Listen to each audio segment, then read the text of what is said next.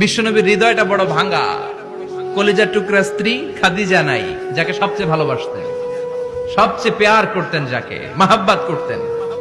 এবং সাইয়েদাতুনা খাদিজার জন্য বিশ্বনবী মা আয়েশাকে ধমকও দিয়েছেন। সাইয়েদাতুনা খাদিজার কথা যখন বিশ্বনবী বলে বেড়ায় মা আয়েশার কাছে, খাদিজার কথা বললে মা আয়েশা বলতেন, ও নবী, কোন জাহিলি যুগে এক বুড়ি মহিলার সাথে আপনার বিয়ে হয়েছিল, মরে গিয়েছে, কবরে শুয়ে আছে।